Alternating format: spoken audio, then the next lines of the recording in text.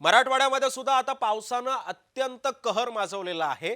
याच मराठवाड्यामध्ये पावसानं आतापर्यंत 8 जणांचा बळी घेतलाय। या पावसामुळे अनेकांचे संसार सुद्धा आता उघड्यावरती पडलेले आहेत। या सगळ्या पार्श्वभूमीवरती आता प्रशासन सुद्धा सज्ज झाले आणि या संदर्भातले अपडेट्स घेण्यासाठी मी आता आमचे प्रतिनिधी विजय चिडे यांच्याकडे जाणार आहे। विजय, सध्या तू आता कोणत्या भागात आहेस आणि आता तिथे कशा पद्धतीने प्रशासन पावलं उचलते आणि या बेघर झालेल्या घरांवरती, बेघर झालेल्या कुटुंबांना आता त्यांचं सांत्वन कशा पद्धतीने प्रशासन करताय?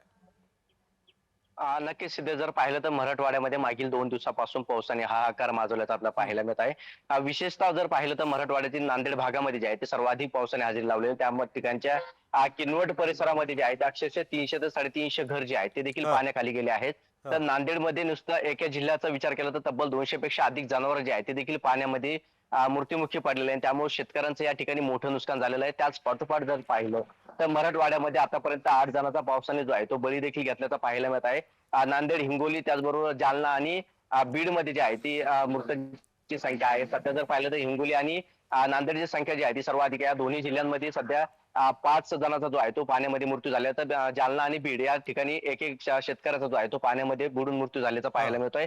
सध्या जर पाहायला गेलं तर संभाजीनगरमध्ये देखील पावसाने हाहाकार माजवला। तर संभाजीनगरच्या पळशी आणि आरसूल भागामध्ये हा. अक्षरशः डोक्या एवढं आणि कमरा एवढं पाणी जे आहे ते 2 दिवसापूर्वी झालं होतं। त्यामुळे अनेक गावांचे संपर्क जे आहेत ते देखील तुटल्याचे आपल्याला पाहायला मिळतं। सध्या नांदेडमध्ये देखील शेकडो गावांचे संपर्क जे आहेत ते यामध्ये तुटलेले आहेत। ज्या नदीकाठचे गाव आहेत त्यांचे देखील संपर्क तुटलेले आहेत। अनेक गावांमध्ये पाणी शिरलेलं आहे। त्यामुळे आता प्रशासन जे आहे ते देखील हा. सज्ज झाल्याचं आपल्याला पाहायला मिळतं। त्या ठिकाणच्या नागरिकांना पाण्याबाहेर काढण्याचा प्रयत्न जो आहे तो सध्या आता नांदेडमध्ये प्रशासनाच्या वतीने करण्यात येत आहे। सध्या जर पाहिलं तर मोठ्या संख्येने जीवितहानी आणि त्याचबरोबर जनावरांची हानी जी आहे ती देखील शेतकऱ्याच्या मोठ्या प्रमाणात झालेली आहे। त्याचबरोबर आतापर्यंत जर पाहिलं तर मराठवाड्यामध्ये 1000 पेक्षा अधिक हेक्टरवरती जे आहे ते पिके जमीनदोस्त झालेले आहे। सध्या नांदेड, धाराशिव, बीड या भागांमध्ये देखील मोठा पाऊस जो आहे तो बरसत आहे। त्यामुळे या ठिकाणी देखील मोठं नुकसान जे आहे ते झालेलं आहे। सध्या नुकसानीचे आदेश जे आहे ते देखील प्रशासनाच्या वतीने देण्यात आलेले आहे। मात्र सध्या जर पाहायला गेलं तर शेतकऱ्यांचं आता अनेक सर्वसामान्यांचं जे आहे ते मोठं नुकसान झालेलं आहे। हा. अनेक घरांची जी आहे ती पडझड देखील यामध्ये झालेली आहे। त्यामुळे आता सरकारच्या वतीने मदतीचा हात द्यावा अशी मागणी जी आहे ती आता शेतकरी आणि सर्वसामान्य नागरिक करत असल्याचे पाहायला मिळत आहे पण सिद्धेश। विजय, जर आपण या सगळ्या पार्श्वभूमीवरती बघितलं, ज्या पावसामुळे या सगळ्या ही परिस्थिती उद्भवलेली आहे मराठवाड्यावरती, आणखीन किती जण या ढिगाऱ्याखाली अडकले गेलेले आहेत आणि जे घरांची पडझड झालेली आहे, सरकारकडून किंवा सरकारचे कोणी अधिकारी या ठिकाणी आलेले आहेत का पंचनामे करण्यासाठी? नक्कीच सिद्धेश, जर पाहिलं तर आतापर्यंत जो आहे तो पाऊस सुरूच आहे आणि त्यामुळे अनेक भागामध्ये जे आहे ते मोठं नुकसान आहे। हा, काही ठिकाणचे नागरिक जे आहेत ते देखील बेपत्ता असल्याची माहिती जी आहे ती मिळते। त्यामुळे त्या नागरिकांचा शोध लागला नाही। त्यामुळे आता त्या ठिकाणी देखील पथक जे आहे ते दाखल झालेले आहे। प्रशासनाच्या वतीने जिल्हा प्रशासनाला किंवा संबंधित विभाग असेल ते देखील आता घटनास्थळी दाखल आहे। त्या ठिकाणी मदतीचं आवाहन जे आहे ते त्यांच्या वतीने करण्यात आहे।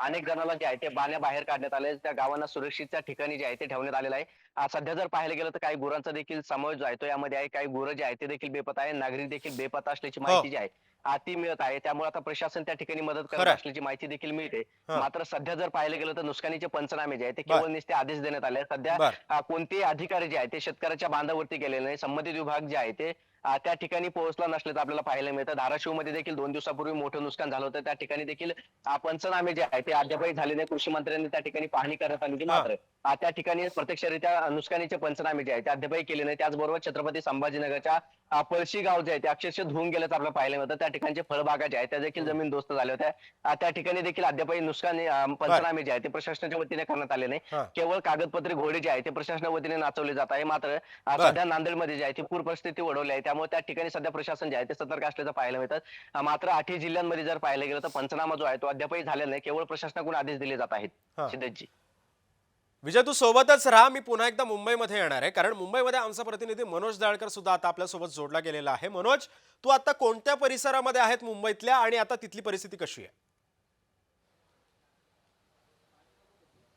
नक्कीच सिद्धेश, आपण या ठिकाणी बघितलं तर मुंबईतील मी आता महानगरपालिका मुख्यालय आहे त्या ठिकाणी आहे। या ठिकाणी आपण बघितलं तर संपूर्ण परिसर आहे तो आपण जलमय झालेला पण दिसून येतं आणि संपूर्ण पाऊस या ठिकाणी पडत आहे। मुंबई असो की मुंबईच्या उपनगरामध्ये असो, शनिवारपासून जो पावसाला सुरुवात झाली आहे ते आज बघितलं तर आज मंगळवार आहे, या पाऊस पडत आहे म्हणजे चौथा दिवस आहे, सतत पाऊस पडत आहे आणि त्यावरती आपण बघितलं शाळेंना देखील सुट्टी दिलेली आहे आणि काल मुख्यमंत्र्यांनी देखील मंत्रालयामध्ये येऊन संपूर्ण परिस्थितीचा आढावा घेतलेला आहे आणि संपूर्ण ज्या तुकड्या आहेत त्यांना आपण बघितलं समुद्र ठिकाणी असतील तसंच डोंगर वस्ती असेल या ठिकाणी तैनात देखील करण्यात आलेलं आहे आणि नागरिकांना देखील आवाहन करण्यात आलेलं आहे की नागरिकांनी जर गरज असेल तरच घराबाहेर पडा, नाहीतर घराबाहेर पडू नका असं आव्हान देखील आपण बघितलं महानगरपालिका असेल प्रशासन असेल सर्वांकडनं करण्यात आलेलं आहे आणि हवामान खात्याकडनं मुंबई असेल आणि 3 तास पुढील रेड अलर्टचा इशारा हा देण्यात आलेला आहे आणि 3 तास मध्ये मोठ्या प्रमाणात पाऊस देखील हा मुंबईमध्ये आणि मुंबईच्या उपनगरामध्ये पडणार आहे. त्यांनी आपण बघितलं तर मुंबईचा संपूर्ण भाग जर काही आपण जी मुंबई फास्ट मानली जाते ती आता मुंबई हळू झालेली अशी दिसून येते कारण की संपूर्ण ठिकाणी पाणी हे साचल्यामुळे ट्रॅफिक मोठ्या प्रमाणामध्ये होत आहे आणि त्यामुळे आपण बघितलं मुंबई पूर्णपणे स्लो झाली. तसेच आपण बघितलं संपूर्ण जे ऑफिसेस आहेत ते देखील या ठिकाणी त्यांना सुट्टी देण्यात आलेली आहे. तसेच शाळांना देखील या ठिकाणी सुट्टी देण्यात आलेली आहे आणि संपूर्ण जे तुकडे आहेत ते आपण भेटतात जागोजागी तैनात करण्यात आले आहेत ज्यांनी काही कोणतीही दुर्घटना होऊ नये आणि कुठेही काही आपण बोलतो घटना घडू नये यासाठी संपूर्ण तुकडे देखील खरं तैनात मनोज, करण्यात त्यामुळे आले आता आहेत. जर आपण या सगळ्या पार्श्वभूमीवरती बघितलं तर मुख्यमंत्र्यांनी सुद्धा या संदर्भामध्ये आढावा घेतलेला होता. मी आधी अतिशय थोडक्यात महेश जी तुमच्याकडे येतोय, आपण मराठवाड्यातली जी आत्ताची परिस्थिती बघितली तर आमच्या प्रतिनिधींनी जी माहिती दिली आतापर्यंत पंचनामे करण्याचे फक्त आश्वासन हे कागदोपत्री दिलं जातं, अजून पण पंचनामे होत नाहीत. याच्यामध्ये सर्वात जास्त अपयश कुणाचं आहे? नाही, राज्य शासन ही मुळातच शेतकऱ्यांच्या बाजूची नाही. हे शासन गुंडांच्या बाजूनी आहे, हे शासन मुंबईतल्या बिल्डरांच्या बाजूनी आहे, हे शासन वाळू माफियांच्या बाजूनी आहे, हे शासन शेतकऱ्यांच्या बाजूने नाही. माझी तर राज्य शासनाला थेट विनंती आहे की तुम्ही थेट ओला दुष्काळ महाराष्ट्रामध्ये जाहीर करा. पंचनामे हे होत राहतील, परंतु काहीतरी आर्थिक मदत ही एकतरी त्या ठिकाणी राज्य शासनाने शेतकऱ्यांसाठी आजच्या आज त्या ठिकाणी जाहीर करण्याची आवश्यकता आहे. खरंय. मी हाच मुद्दा धरून आता अरुणजी तुमच्याकडे एक छोटीशी प्रतिक्रिया घेण्यासाठी येतोय. महेशजी असं म्हणतात की हे सरकार गुंडांच्या बाजूनी आहे आणि हे बिल्डरांच्या बाजूनी आहे, तुम्ही कसं बघता याच्याकडे? हे काम इतकी वर्ष तपासे यांच्या पक्षाने केलं, तीच त्यांचीच कामगिरी ते इथे चॅनेल वरती सांगत आहेत. पहा, हे सरकार आम आदमीचं आहे, जनतेचं आहे, गोरगरिबांचं आहे, कामगारांचं आहे. हे सरकारने वेळोवेळी दाखवून दिलेलं आहे. सरकारने मुख्यमंत्री आणि दोन्ही उपमुख्यमंत्री खास करून एकनाथ शिंदेजी यांनी कालच संपूर्ण जिल्हाधिकाऱ्यांना आदेश दिले की आपण कोणत्याही प्रकारची आमच्याकडे विचारणा न करता आपण तात्काळ निर्णय घेऊ शकता. तुम्हाला आम्ही ते अधिकार देत आहोत. तुम्ही पंचनामे करायचे आमची वाट पाहू नका, तात्काळ पंचनामे करा आणि त्याच्याकरता जी काही थोडीफार मदत करता येत असेल ती तुम्ही तुमच्या कोशातून देऊ शकता. जे आरोप यांनी आता केले तपासे यांनी, मला वाटतं त्यांनी गेल्या 25 वर्षाचा इतिहास तपासून पाहावा. तपासे ते विसरत आहेत जाणीवपूर्वक. गेली 25-30 वर्ष या मुंबईला कोणी लुबाडले हे जनतेला माहित आहे.